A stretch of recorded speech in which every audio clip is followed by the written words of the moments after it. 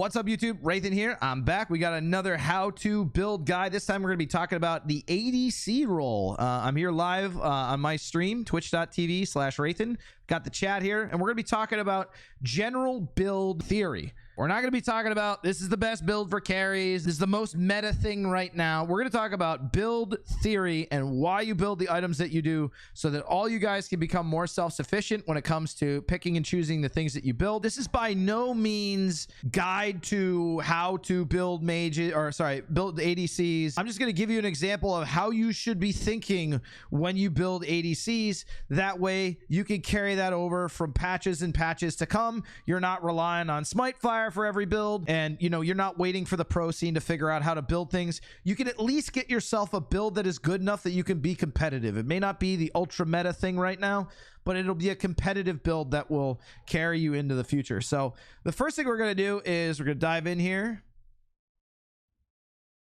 We've got our god builder up. We're going to talk about starts, and actually, believe it or not, I honestly think that the ADC role pretty much has the widest variety of items that you can start with, that being Cal, Death Toll, and Gilded Arrow. And the reason for this is because there's lots of options for the next item that you're going to build, or the item after boost that you're going to build. There's a lot of options out there right now, and the meta's kind of still shaking out, but you can get everything from sustain to lifesteal, general sustain with Death Toll, lifesteal with Leather Cowl, some extra gold with Gilded Arrow. A lot of these ADC builds are kind of expensive. Pick and choose a starter that's going to play out into the rest of your build, right? So don't feel like you have to start a Death Toll, you have to start a Cowl. If I'm going to play somebody who's going to run a Transcendence or an Ichabod first item or a Dominance first item, maybe I'm going to want something that's going to do very well with all of that power that I'm going to get. I'm going to want something that's going to give me sustain in the lane. So Death Toll or Leather Cowl means that I'm going to be getting back some of that health, right, in the form of lifesteal, or in the Death Toll returning health and mana.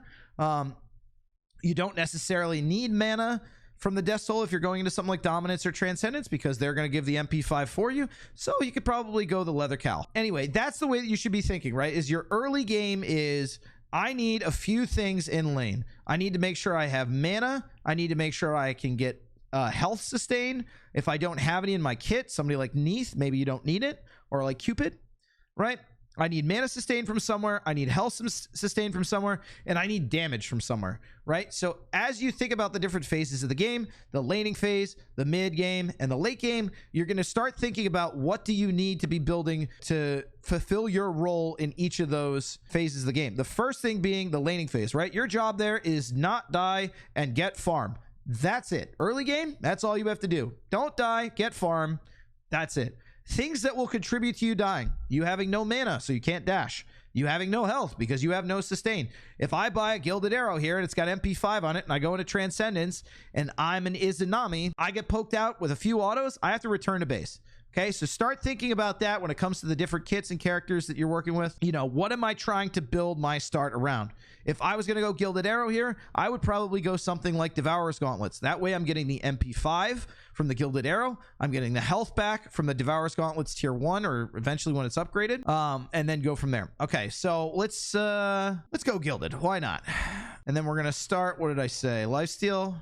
We're going to start tier 1 Devourer's Gauntlets, and then we're going to start 2 health and 2 multi-pots. The reason I'm starting multi-pots here is because I don't really need mana sustain. I've got 7 MP5 out of this Gilded Arrow, which means that I'm going to be constantly getting back mana every 5 seconds. So as long as I'm not just sitting there spamming abilities, right, I can just keep these health potions and multi potions so that if I get engaged on, I can pop both of these at the same time and get as much HP5 back as possible to get myself out of trouble. So moving into the full build, what I would build after this, and again, I'm just throwing this out here, this is probably not the right build. I'm just going to build around this starter. So I've got Gilded Arrow. That means I'm going to need to focus on sustain early in the game because I have none in my kit, and I have none like Anhur can't heal with anything in his kit. So I've got Gilded Arrow because I want the extra gold. I got Devourer's Gauntlets because I need the sustain that Gilded Arrow does not provide. And then we're going to start going into the rest of the build, which is I'm going to want attack speed. So I'm starting to think of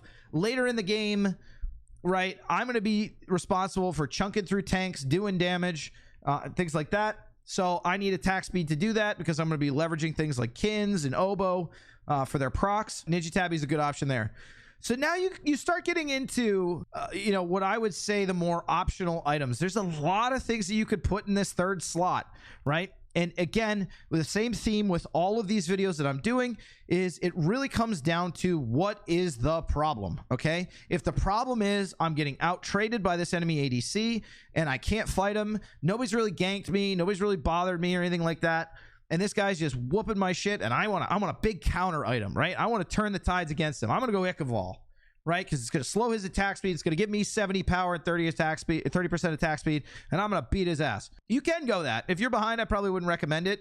Or you could go something like a Berserker Shield, right? 40 power gives you protections, which work very well in the early game. Remember, the most valuable thing to you in the early game is power, because nobody has any prots.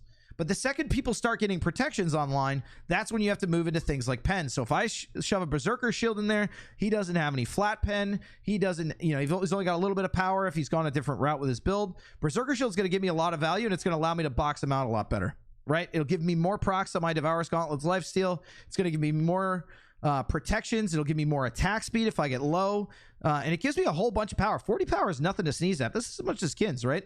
It's a good item here. Like, now I want to play safe, right? I'm getting ganked. But the thing is about Berserker Shield is that this does really well in the late game. You know, the other thing when you kind of make the decision on what to build here is like, you know, what am I building for, right? Am I going to start rotating and we're going to do objectives? Well, maybe I want some pen to cut through the objectives. I'm going to rotate and we're going to start looking for picks on their tank who's immobile. Maybe I'm going to want a Kins here, right? It's all about what you are trying to build for. Pen is good for objectives. Kins is good for taking out tanks, and then things like Ichaival are good when you are trading with somebody who is auto attack based. So if they have a Bellona, an Ichaival is actually pretty decent. So just start thinking about that stuff. So we're gonna go the Berserker Shield route here, and then we're gonna go, you know what, these tanks are a real problem here, so we're gonna go Kins. So we've got 10% penetration here. We got a whole mess of attack speed. What are we at here? Right, Gilded Arrow. We'll eventually upgrade this to Diamond Arrow. So we got a whole bunch of attack speed at 1.75. And now we say to ourselves, okay, what do we need now? Anhur does not have a stim. So gods like Chernobog, Artemis, Apollo, they have pieces of their kit that allow them to attack faster. It's called a stim. Anhur does not have that. So Anhur is naturally going to want to spec into more attack speed. Where you may not do this is on a god like Artemis or Chernobog, where I could start going for, you know, percent pen. I could go for big heavy damage like blood forges and things like that. Whereas with somebody like Anhur, I am really relying on that attack speed to get more Kins procs, right? I want this passive to be proccing as many times as possible. So I need more attack speed. Now, at this point in the game, 5 items in or 4.5 items in, this is when you get to the mid game, and things that are important are taking Gold Furies, taking Pyromancers. We're probably about 15-20 minutes in the game, and you're really going to start rotating, right? So what's going to start becoming a problem in these team fights? It's going to be the tanks, right? It's going to be whoever's walking at you, and it's usually a solo laner. Health is very popular with solo laners. Protections are very popular with solo laners. So the two things that we have to combat that is the Kins passive and then percent penetration. If this Berserker Shield isn't working, right, if this isn't enough pen, he's got a lot of physical protections, Kin size is also less effective. So we're going to spec into in order to get ourselves a little bit closer to that max attack speed. So we've got 6 items now. We've got fairly decent attack speed at 1.97, but when we upgrade this to Diamond Arrow, you wouldn't see it unless you had gold in game. You would gain another 60% attack speed, so this will take me pretty close to the cap here. So now when I look at my build holistically, I've got everything I need, right? I've got lifesteal, I've got attack speed and basic attack damage, and you know, the more autos I'm throwing out, the more value I get out of this. I've got Ninja Tabby, attack speed, Berserker Shield, attack speed, defense, penetration, and more attack speed on top of that if I get low. Kin size, my tank burning item. Executioner, which is my objective and tank burning item. Remember, Xe works on objectives like Gold Fury and Fire Giant. If you don't have this, you do a lot less damage. And so this is a pretty well-rounded build. And then if I finish the build and I don't want to use Ninja Tabby anymore, I can go something like an Odibo where I'm really slinging out autos. I'm getting Oboe procs, basically every second and a half, and I'm whipping out Kin size procs pretty often as well. So a build like this will carry you into pretty much any game. unless you're playing at the absolute highest level where the meta is super important. But it's because we really thought through every single stage of the game, right? Our early game, we've got the sustain and we've got the power. Power is super valuable because nobody has any protections. The mid game, we've got our Berserker shield here, right? Gives me power, gives me prots, gives me attack speed. It gives me pen, so I can start taking objectives and taking on tanks. As I start rotating around minute 20 and we start grouping up as a 5-man, their front line is going to become the most problematic. So I've got a kin size here. Late game, burning down objectives is my job. The Executioner comes in and makes me more effective at doing that and killing their tanks. The role of an ADC primarily is to kill the tanks and burn the objectives. Towers, Gold Fury, Fire Giant, and tanks. That's why we're spec'ing to do this like this. The only exception to this is when you are getting hard dove by just a jungler and it's somebody who's squishy, in which case I would go crit. The reason I would go crit is you're going to get more value out of your Devourer's Gauntlet. You're going to get more value out of Lifesteal, and it's going to allow you to turn and burn and blow that guy up before he has a chance to take you out. Kins, Executioner, Berserker Shield, this is complete. Berserker Shield is a little valuable because of the protections, but this is completely worthless into an Ao Kuang who's diving you at 20 minutes. You do not kill him with this at all. The kin size procs don't matter because it takes 3% of a very small health pool. So you don't get a lot of damage value out of that. Executioner doesn't matter. He doesn't have protections. What are you shredding? It doesn't matter. Your lifesteal is going to be worthless because you're doing overall less damage with the actual auto attack itself. And that's why something like crit is so valuable, because it's going to give you a chance to get 3 or 4 autos out and pray to God you get the crits, because you're going to burn him down before he burns you. So start thinking about that in your head when you start getting to like the Ninja Tabby area and into this third item. Say, am I going to get dove by this Ao Kuang? Am I going to get dove by a Kali or a Bakasura, right? Somebody where I have to kill them before they kill me, or it's over. Start thinking about that in your head, and this is where you're going to really diverge and say, who's the real problem on their team? Who's going to be the biggest problem for me personally? And then you build from there. Typically, it's going to be a solo laner, so this build will carry you through. For the most part, this is what you should build if you really want to have a really well-rounded build. Relics, all the time, it's beads and Aegis. I am a big fan of that. I see a lot of people building things that are not beads and Aegis, and it confuses me. I would say the only exception here is you can get an upgraded shell if you're getting dove on by somebody like a Nem or a Baka. That is the theory behind ADC builds. And remember, it's all about what do I need at this point in time in the game.